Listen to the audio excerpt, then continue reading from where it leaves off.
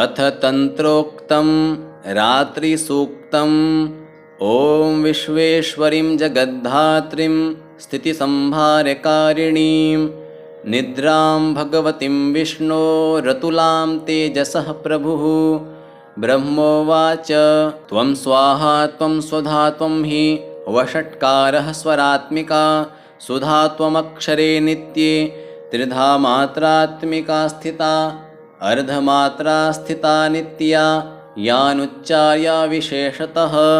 त्वमेव सन्ध्या सावित्री त्वं देवी जननी परा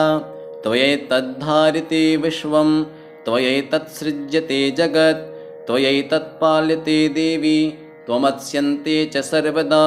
विसृष्टौ सृष्टिरूपा त्वं स्थितिरूपा च पालने तथा संहृतिरूपान्ते जगतोऽस्य जगन्मये महाविद्या महामाया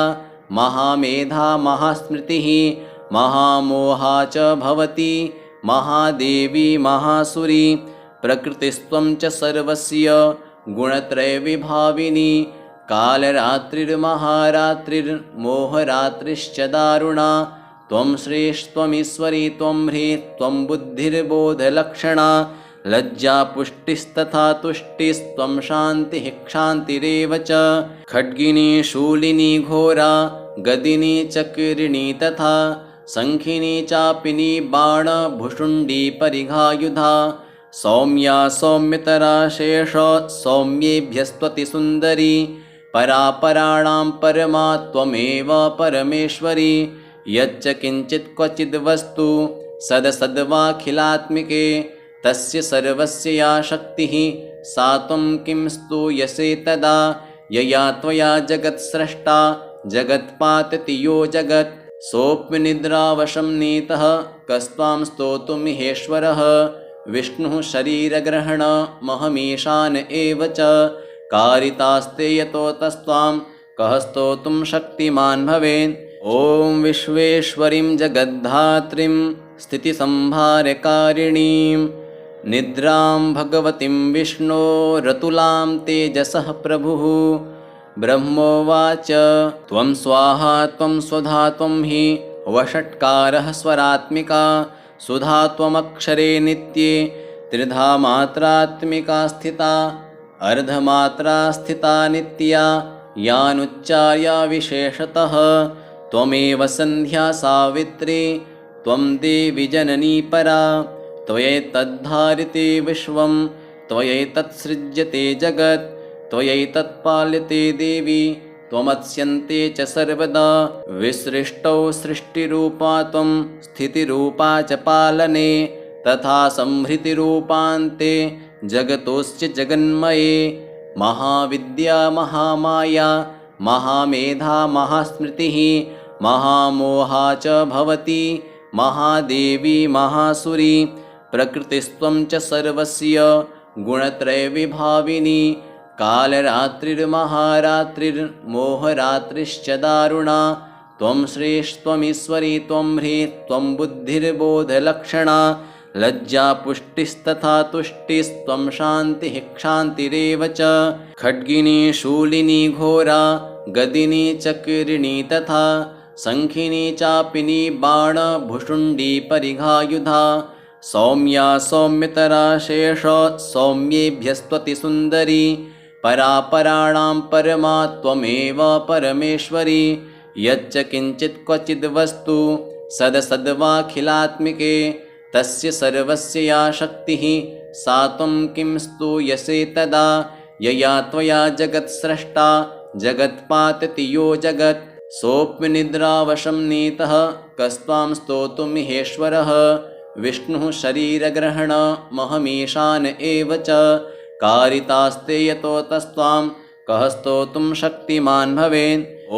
विश्वेश्वरीं जगद्धात्रीं स्थितिसंहारकारिणीं निद्रां भगवतीं विष्णोरतुलां तेजसः प्रभुः। ब्रह्मोवाच त्वं स्वाहा त्वं स्वधा त्वं हि वषट्कारः स्वरात्मिका सुधा त्वमक्षरे नित्ये त्रिधा मात्रात्मिका स्थिता अर्धमात्रा स्थिता नित्या यानुच्चार्या विशेषतः त्वमेव सन्ध्या सावित्री त्वं देवी जननी परा त्वयैतद्धारिते विश्वं त्वयैतत्सृज्यते जगत् त्वयैतत्पाल्यते देवी त्वमत्स्यन्ते च सर्वदा विसृष्टौ सृष्टिरूपा त्वं स्थितिरूपा च पालने तथा संहृतिरूपान्ते जगतोऽस्य जगन्मये महाविद्या महामाया महामेधा महास्मृतिः महामोहा च भवति महादेवी महासुरी प्रकृतिस्त्वं च सर्वस्य गुणत्रयविभाविनी कालरात्रिर्महारात्रिर्मोहरात्रिश्च दारुणा त्वं श्रेष्ठत्वमीश्वरी त्वं ह्रीः त्वं बुद्धिर्बोधलक्षणा लज्जा पुष्टिस्तथा तुष्टिस्त्वं शान्तिः क्षान्तिरेव च खड्गिनी शूलिनी घोरा गदिनी चक्रिणी तथा शङ्खिनी चापिनी बाणभुषुण्डी परिघायुधा सौम्या सौम्यतरा शेष सौम्येभ्यस्त्वति सुन्दरी परापराणां परमा त्वमेव परमेश्वरी यच्च किञ्चित् क्वचिद् वस्तु सदसद्वाखिलात्मिके तस्य सर्वस्य या शक्तिः सा त्वं किं स्तूयसे तदा यया त्वया जगत्स्रष्टा जगत्पातति यो जगत् सोऽप्यनिद्रावशं नीतः कस्त्वां स्तोतुमिहेश्वरः विष्णुः शरीरग्रहणमहमीशान एव च कारितास्ते यतो तस्त्वां कः स्तोतुं शक्तिमान् भवेत् ॐ विश्वेश्वरीं जगद्धात्रीं स्थितिसंहारकारिणीं निद्रां भगवतीं विष्णोरतुलां तेजसः प्रभुः ब्रह्मोवाच त्वं स्वाहा त्वं स्वधा त्वं हि वषट्कारः स्वरात्मिका सुधा त्वमक्षरे नित्ये त्रिधा मात्रात्मिका स्थिता अर्धमात्रा स्थिता नित्या यानुच्चार्या विशेषतः त्वमेव सन्ध्या सावित्री त्वं देवी जननी परा त्वयैतद्धारिते विश्वं त्वयैतत्सृज्यते जगत् त्वयैतत्पाल्यते देवी त्वमत्स्यन्ते च सर्वदा विसृष्टौ सृष्टिरूपा त्वं स्थितिरूपा च पालने तथा संहृतिरूपान्ते जगतोऽस्य जगन्मये महाविद्या महामाया महामेधा महास्मृतिः महामोहा च भवति महादेवी महासुरी प्रकृतिस्त्वं च सर्वस्य गुणत्रयविभाविनी कालरात्रिर्महारात्रिर्मोहरात्रिश्च दारुणा त्वं श्रेष्ठत्वमीश्वरी त्वं ह्रीः त्वं बुद्धिर्बोधलक्षणा लज्जा पुष्टिस्तथा तुष्टिस्त्वं शान्तिः क्षान्तिरेव च खड्गिनी शूलिनी घोरा गदिनी चक्रिणी तथा शङ्खिनी चापिनी बाणभुषुण्डी परिघायुधा सौम्या सौम्यतरा शेष सौम्येभ्यस्त्वति सुन्दरी परापराणां परमा त्वमेव परमेश्वरी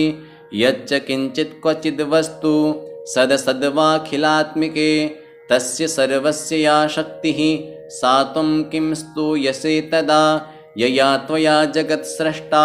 जगत्पातति यो जगत् सोऽप्यनिद्रावशं नीतः कस्त्वां स्तोतुमिहेश्वरः विष्णुः शरीरग्रहणमहमीशान एव च कारितास्ते यतो तस्त्वां कः स्तोतुं शक्तिमान् भवेत् ॐ विश्वेश्वरीं जगद्धात्रीं स्थितिसंहारकारिणीं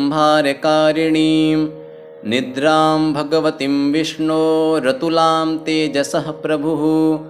ब्रह्मोवाच त्वं स्वाहा त्वं स्वधा त्वं हि वषट्कारः स्वरात्मिका सुधा त्वमक्षरे नित्ये त्रिधा मात्रात्मिका स्थिता अर्धमात्रा स्थिता नित्या यानुच्चार्या विशेषतः त्वमेव सन्ध्या सावित्री त्वं देवी जननी परा त्वयैतद्धारिते विश्वं त्वयैतत्सृज्यते जगत् त्वयैतत्पाल्यते देवी त्वमत्स्यन्ते च सर्वदा विसृष्टौ सृष्टिरूपा त्वं स्थितिरूपा च पालने तथा संहृतिरूपान्ते जगतोऽस्य जगन्मये महाविद्या महामाया महामेधा महास्मृतिः महामोहा च भवति महादेवी महासुरी प्रकृतिस्त्वं च सर्वस्य गुणत्रयविभाविनी कालरात्रिर्महारात्रिर्मोहरात्रिश्च दारुणा त्वं श्रेष्ठत्वमीश्वरी त्वं ह्रीः त्वं बुद्धिर्बोधलक्षणा लज्जा पुष्टिस्तथा तुष्टिस्त्वं शान्तिः क्षान्तिरेव च खड्गिनी शूलिनी घोरा गदिनी चक्रिणी तथा शङ्खिनी चापिनी बाणभुषुण्डी परिघायुधा सौम्या सौम्यतरा शेष सौम्येभ्यस्त्वति सुन्दरी परापराणां परमा त्वमेव परमेश्वरी यच्च किञ्चित् क्वचिद् वस्तु सदसद्वाखिलात्मिके तस्य सर्वस्य या शक्तिः सा त्वं किं स्तूयसे तदा यया त्वया जगत्स्रष्टा जगत्पातति यो जगत् सोऽप्यनिद्रावशं नीतः कस्त्वां स्तोतुमिहेश्वरः विष्णुः शरीरग्रहणमहमीशान एव च कारितास्ते यतो तस्त्वां कः स्तोतुं शक्तिमान् भवेत्।